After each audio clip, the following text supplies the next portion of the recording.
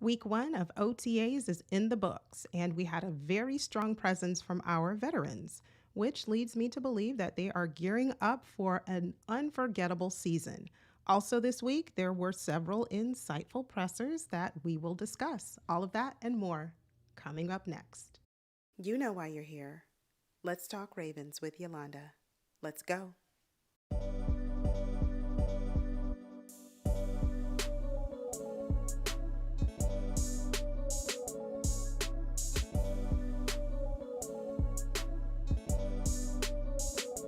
A healthy balance at every position.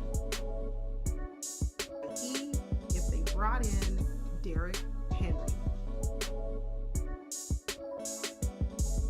because the Ravens aren't serious.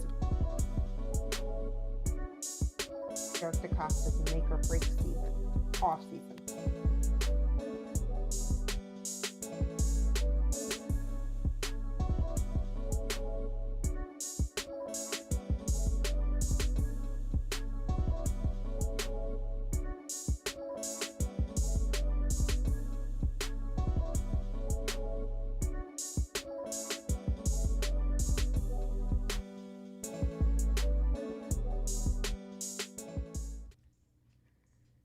Good evening, Ravens flock and family. How is everyone doing tonight on this Friday evening? I hope everyone is doing well. Hope you had a blessed week, a fantastic week. And as the thumbnail indicated, we had a wonderful first week of OTAs. And I should have maybe titled this episode Mindset Matters, because that's kind of what I gathered this week from hearing from our players and coaches. But before we dive into the show, I would like to say hello to everyone who has already joined in the chat.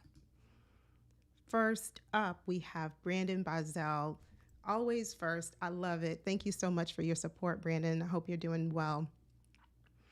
Tim Hughes, good evening to you. What's up? How are you doing? Ravens Nation, hope everyone is doing great. I love the energy you all bring. You guys are just incredible. So I appreciate it. Laura, Lady Laura Baltimore, hi there. Happy Friday. Yes. Friday just couldn't come soon enough for me.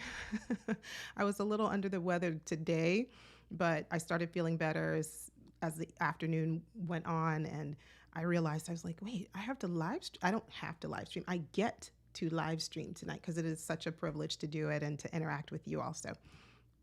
Big Reg, host of Big Boy Talk. So we have two YouTubers who are already in the chat. Brandon Bazel, he has a wonderful channel and he is, food extraordinaire. Make sure you go over and give him subscribe to his channel, give him a follow on his social media platforms. Big Reg, host of Big Boy Talk. He has a show coming up in just over 30 minutes from now. So if you don't want the party to end, it doesn't have to. Make sure you go over right after this show and head over to Big Reg, host of Big Boy Talk, and join his live stream. Always so much fun and great intel, great insight, just a wonderful channel, well-rounded, just not sports, but life. We also have good evening to you, Nana. Thank you for joining. Okay, so as I mentioned, this episode really should have been titled Mindset Matters. When I listen to pressers, especially, I don't know if there's been a shift in my mind ever since we lost the AFC Championship. I think my focus when I hear press conferences is not, ooh, I want to hear what they have to say. I want to see what they're wearing. My focus now is, where is your mind? Where's your head? What are you thinking? How are you processing what we went through back a few months ago, earlier this year? How are you planning to make sure that you don't forget the sting, but you're able to put it behind you, but at the same time, utilize it as fuel moving forward? So to kickstart us off, we heard from you-know-who, Lamar Jackson.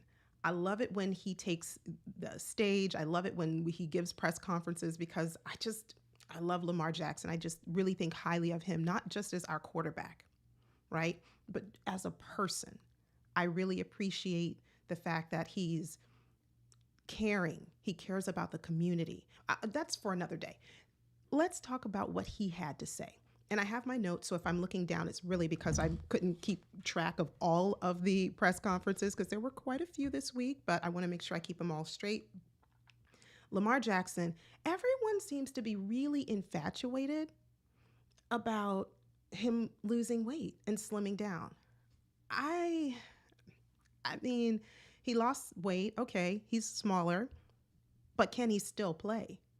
And if the answer to that is yes, and if he's healthy and his coaches don't have any concerns, his dietitian, his nutritionist, all of those individuals who have to kind of give checks and balances on him, if they don't have any concerns, then I don't have any concerns. And I believe that he's, like Harbaugh said, and we'll talk about him in a minute, but like Harbaugh said, he's in excellent shape and he's getting better each day. He's getting better each day. So that's what I'm looking for. But most importantly, again, I wanted to hear the mindset of our players and our coaches. And one thing that a lot of the reporters asked, pretty much everyone, from all the way from the top to, I don't want to say down to the players because they're not down, but you know what I mean. From the coaches and the players, one of the questions that was asked, how are you handling the AFC Championship game loss? Like, how is that impacting you? That's really why I tuned in so attentively, because I really want to know. And there was a common theme amongst everyone. It still hurts. They still remember it. It's still fresh. However, it's time to turn the page. It's time to process what happened and be better for having gone through it. Do we like that we look like we did at that game against the Chiefs? No, we don't. We sure do not. But if this can be the catalyst, if this can propel us over that hump, because we have to face the Chiefs and we have to beat them. They're here to stay. They're not going away. And if we have something if we have a roadblock, an obstacle in our way or in our path to where we want to go, we have to go through it. And Lamar was very insightful in that he said, yes, he still feels that and it's still there, but he's working toward this year. He's got his eye on what he needs to do now. That was very important to me. Same thing was said with Kyle Hamilton. When he was asked, listen, you're going into your third year, stepping into a bigger role, a more leadership role, he embraced it. Kyle Hamilton said that, he was becoming more of a leader, more vocal, if that's what it takes. But he spoke very highly of Zach Orr. Next week, we will have a live stream where we talk and we discuss how we think Zach Orr is going to do as the first-year defensive coordinator for the Baltimore Ravens. But for now, what we can take away from Kyle is that he also said for our young DBs, Kyle will be, he didn't say these words, but this is kind of how I interpreted it. He will be a leader for them. He'll be a role model, a mentor to show them how, show him the ropes, because it's not too far lost on him his first year. And when he walked into the building and how others embraced him. So that's what he's looking to do this year. And of course, we all know Kyle Hamilton, we need to sign Kyle Hamilton right now. Let me take 2.5. We need to sign Kyle Hamilton this year, or at least at a minimum next offseason. Because if he continues to play lights out, that Swiss Army knife that can cut you deep, his price tag is just going to keep going up. And so we need to take advantage of that right now.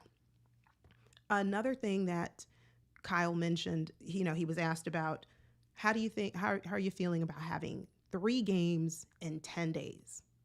And he took it like a champ. He said, heavy is the head that wears the crown. We're not the only team who has to do this. We're not the only team who has 3 games in 10 days. Is it brutal? Is it tough? Yeah, it is. But we have to do it. We are chasing a goal. We all have a goal in mind. And in order for us to get there, This is our schedule. This is the hand that we've been dealt. NFL did not do the Ravens any favors. They did not. And now, because of how we had such an amazing and successful year last year up until the AFC Championship game, the world is watching us. We as the Ravens are now taking center stage because people want to see, how do you respond? What's next for these Ravens? Are you able to get back to the AFC Championship and not just get there? Are you able to go to the Super Bowl and win it all? That's the big question. So Kyle understands that, and he took it under the chin, and he expressed that this is a part of getting to where we want to go. We also heard from Zay Flowers. Now, Zay, going into his second year, at this point, he is going to be our wide receiver one. He is. Bateman is going to be wide receiver two. I was holding out hope that we would sign a big body wide receiver this offseason. I don't think it's happening. And I'm resigning myself to accept the Baltimore Ravens really have faith and trust in Rashad Bateman. That front office believes in him. So for him, this year is almost make or break. It's almost, you have to show us, right, that you can do, that you are that first round pick that we took a few years ago. That would be icing on the cake. But more importantly, he's got to show that he's developed the chemistry with Lamar. Because without that, you can be an excellent route runner. We all know that Rashad Bateman's route running is crisp. He's able to get open. That's never been his issue.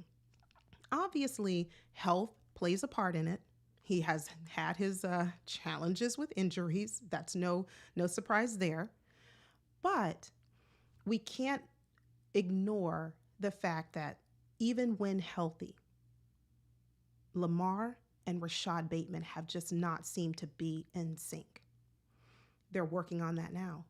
Let's hope for the best. Let's hope for the best, Flock. I want to take a couple comments. Lady Laura Baltimore, she said she was hurt. I know what doesn't make you better, bitter makes you better. Yes. And I believe that they will be better after the nasty cod liver oil that they had to do. Agreed. Yeah, very much so. That's what I'm hoping for us, that we take that awful, bitter pill that we were forced to swallow on national television, mind you. How embarrassing. But I'm hoping that we take that and now we are better for it. That's what I am believing. And listening to these pressers, I said the mindset is there. Zay Flowers was asked about Derrick Henry, and he said, he's massive. Like, he was running and he turned around and Derrick was right there. He said, let me get out of his way. Like, he's just that big. And seeing him in person versus seeing him on a television screen, the two can't compare, right? So everyone is pretty much saying the same thing about Derrick Henry. He really is a beast. He really is that guy. As long as he can stay healthy, Derrick Henry in our backfield paired with Lamar Jackson, that is a recipe for success. Not to mention all of the other avenues we can explore on offense. We talked about that last week in a video. I will have that video linked in the, I think it was a live stream. I'll make sure to link that live stream in the description after this show. We also heard from John Harbaugh himself. I don't know. One thing I have been a little disappointed, and maybe that's too strong of a word, but one thing I've wanted to see more, and certainly not now because we are 5 months removed, or 4.5, 5 months, nearly 5 months removed from the AFC Championship game. So certainly not now, because you don't want your head coach like stewing in that defeat. But one thing that I didn't really feel was a true ownership, true accountability, as to what role he played, right? Because he is the head coach. He might not have been out there calling the plays, but at the end of the day, he is our leader. I didn't feel that. So I guess I need to tell myself, stop listening to these pressers expecting to hear that, or expecting to hear something that gives me a little bit of solace, like, okay, I think Harbaugh gets it, and I am expecting something different from him.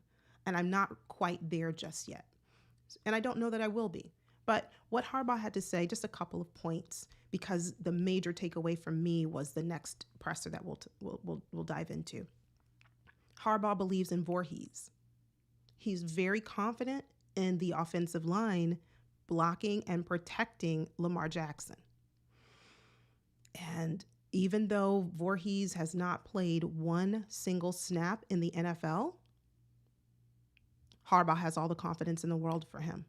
So we'll see. I don't expect many changes to be made at this point on offensive line.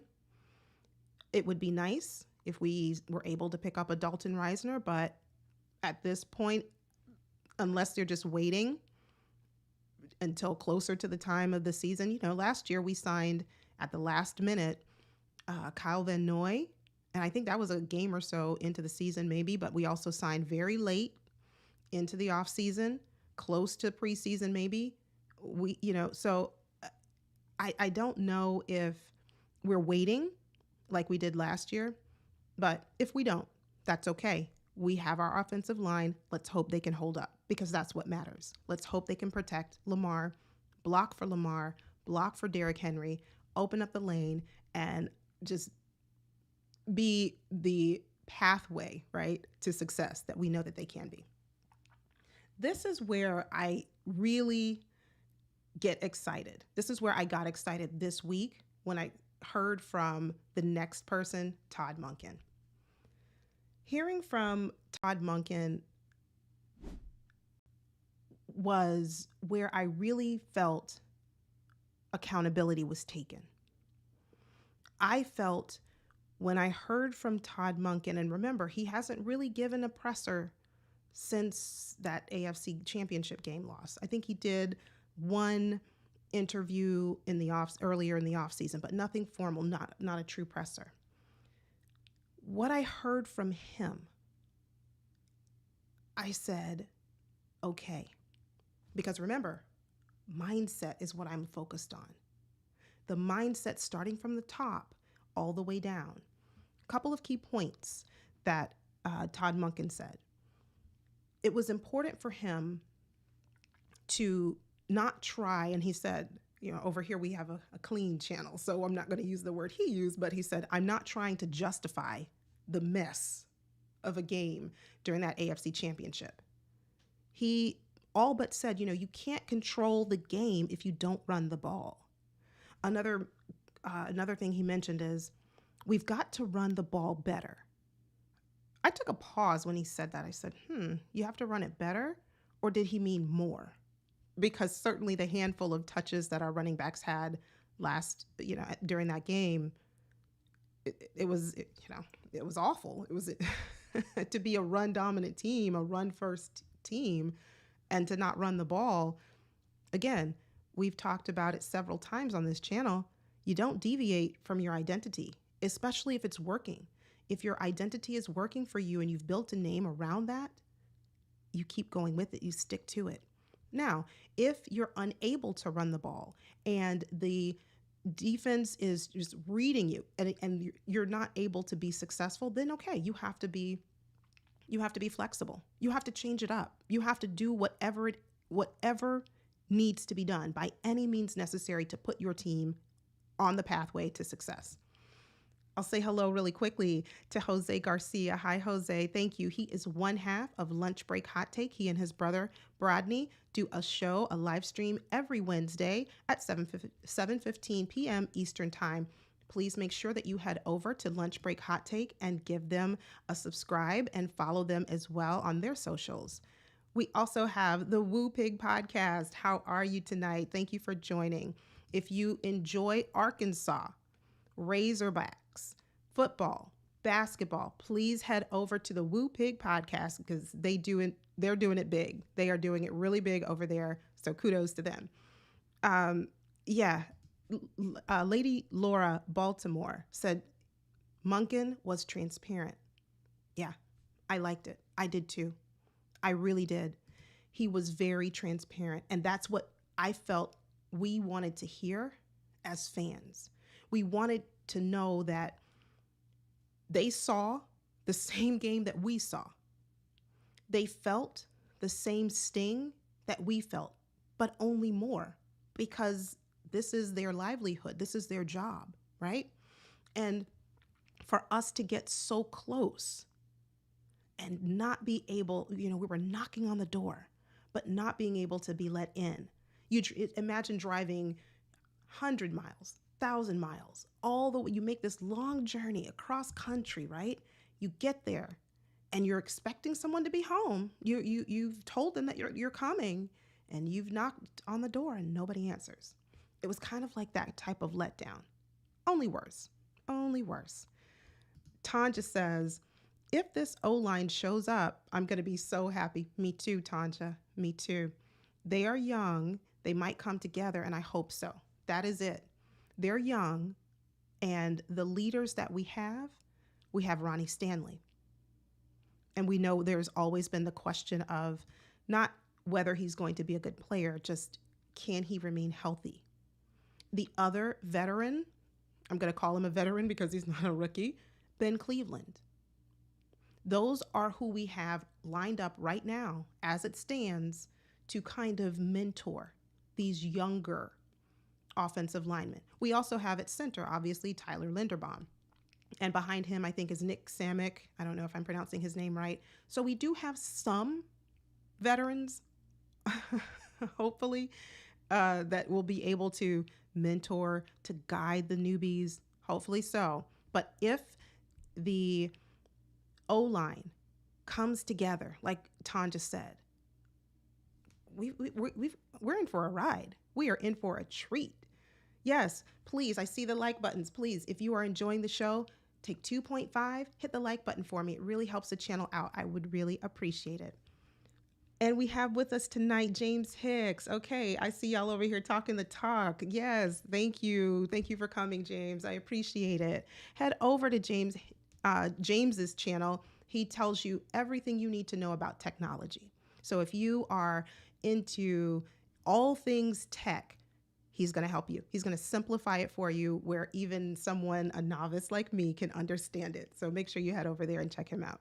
We also have Killa Cam. Good evening. Good evening. I hope you're doing fine tonight. But Todd Monken, I'll wrap up with this. One thing he said, and as he was talking about the lack of utilizing the run game and kind of steering away from that, the one thing that stuck out to me, not necessarily that he said this, but this is kind of what I took from it. I don't feel like there was a true game plan in that AFC Championship game. I could be wrong. Maybe, I know I'm wrong. There has to be a game plan, right? But I just didn't feel like there was. I felt like our offense was discombobulated. We were all over the place. We didn't know. We were hither and thither. We didn't know what we were doing. And that's what I wanted to hear more, that they are addressing that, or they recognize that, and they have a plan for it moving forward so that we don't feel like that again. Tim Hughes says, guys, don't forget that in the game last year, not only did we beat ourselves in that game, we did, but Travis Kelce had to, probably had the greatest game of his future Hall of Famer career ever to beat us. He did. That's why I think you're absolutely right, Tim. That's why I think this loss hurts as much as it does, because we were the team to beat. That's what it is. The Kansas City Chiefs last year were just not it. We were. And if we held our own, and like Tim said, if we didn't shoot ourselves in the foot, I think there'd be a different outcome. Exactly. Lady Laura Baltimore, we didn't have a plan A. It doesn't seem like we had a plan B. What were we doing? That's what I'm listening for as these pressers, right? As we hear these pressers, that's what I'm listening for. I want to know, what are we doing to address making sure that we are prepared every single game? Make plan A work, but if you can't, what is your plan B? Don't just get stuck. Make sure you are prepared, and that's what I'm looking for. So Nana says, yes, absolutely. Mindset, mental, that's what beat us. We got in our own heads. We did. And we just forgot who we are. We're tough. We are the Baltimore Ravens. We forgot that. And it showed on national television. It showed. And one other thing I'll say, excuse me, one other thing, the front office, as I said earlier, they believe in Bateman.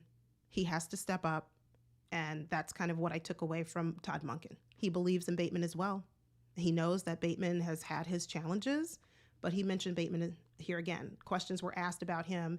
And I think at this point, everybody knows, everybody agrees, it's Bateman's year. He needs to prove that. And so we're all watching for that to happen. That's it. No more excuses. Songstress for real. Good evening. Thank you for joining.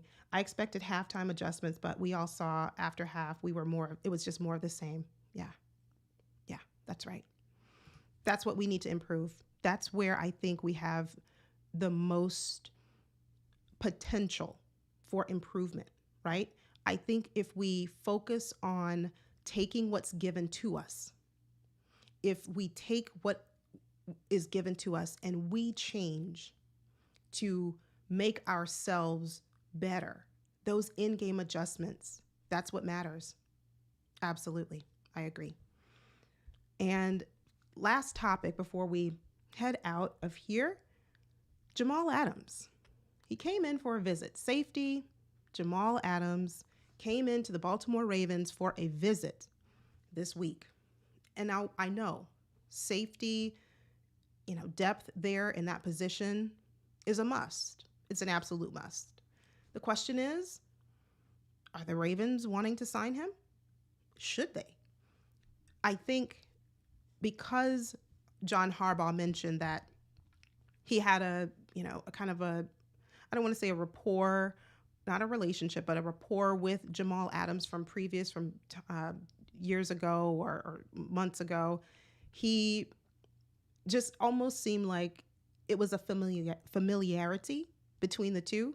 And we all know, as Ravens fans, when you are familiar or you're getting good with the Harbaugh family, you're in good. So the first question I asked in the description is, will the Ravens sign Jamal Adams? Maybe. Should they sign Jamal Adams? Now that's a different question. At safety currently, we have Kyle Hamilton and we have Marcus Williams. We all know how dynamic Kyle Hamilton is and what he brings to our defense. We also know Marcus Williams very well. And he is that ball hawk safety, see ball, get ball that we know him to be. But since joining the Ravens, he's had his fair share of issues with staying healthy. And because of that, we lost Geno Stone and we lost Daryl Worley. He's still a free agent, so we didn't lose him. He's still a free agent. We need to consider re-signing Daryl Worley. He played pretty well for us last year, so that needs to be a consideration. But Harbaugh said that he was very impressed with Jamal Adams' mindset. And I'm on the fence about Jamal. And I'd love to hear from you. If you are watching this on replay, please leave a comment down below. Let me know what you think. How do you feel about the potential or the possibility of the Ravens signing Jamal Adams? I'm on the fence, and leave it in the chat and let me know. I think sometimes, and I'll say this, I know that Jamal Adams has had his share of concerns, issues on and off the field, right? We've heard the stories, we've seen the headlines, we know about it. But I do think that there's instances, or there can be instances where It takes a player to go to a different team, a different organization, and have a fresh start. I like to give grace. Okay? I like to give grace. And for me, I just wonder, if we sign Jamal Adams, how would he fit in our current defense? How would we scheme him to be successful? How would we pair him alongside Kyle Hamilton? That would be my question. And if there is a plan, and we talked about this earlier, you got to have a plan, Ravens. What's your plan? If there's a plan, a clear plan, given Jamal's skill set, right? He's not great in coverage. Let's just be honest, right? He's not the greatest in coverage. But how can we find a way to utilize him to his skill set and maximize that with the players that we currently have? So that's why I'm on the fence. You know, I'm not sure. I'm not sure. Killer Cam, he says he can't play anything other than off-ball linebacker. Yeah, and we have enough off-ball linebacker. You know, we don't need any more of that, right? We don't need anyone to continue to pressure, to pressure the quarterback. We don't need that. We need production. We need him in coverage and too pricey. Good point. Good point. Because for us, we know salary cap is a thing. He's not a willing tackler. He's not. So those are things that I'm thinking about when I hear we're bringing in Jamal Adams. So I'm not wholly opposed to it, because I remember Jadeveon Clowney last year when there was talks about, let's bring in Jadeveon, let's bring in Clowney. People were saying, oh, he's washed, he's old, he's over the hill. Not 40 and over the hill, but over the hill in terms of being a player.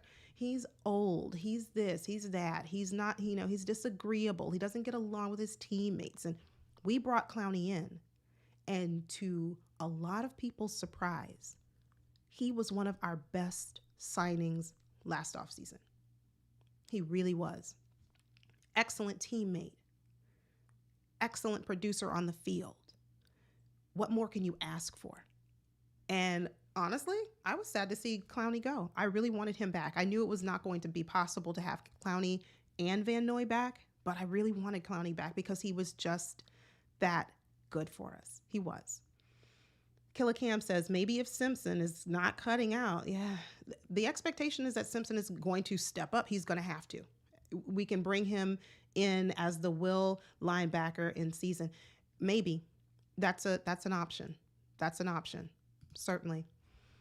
Lady Laura Baltimore says, like Clowney, he did great with us. Exactly. That's my point.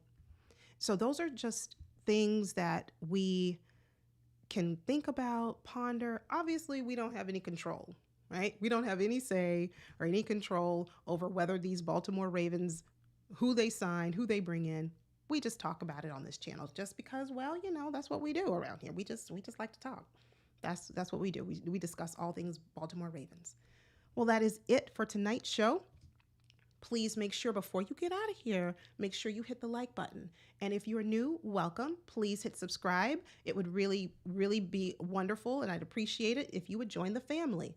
Who's cooking? This weekend is Memorial Day. Who's cooking? Who's grilling?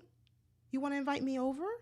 I would bring the best plant-based burgers, and we'll throw them on the grill, and we'll have a great time. I'll bring my deck of cards, and we will play spades, because you all know I'm very competitive, and I love the game of spades. But at any rate, thank you for joining tonight.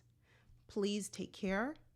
Have a wonderful and safe Memorial Day weekend, and I will see you back very soon. And until then, you take care, you stay safe, and always remember, always go Ravens. God bless.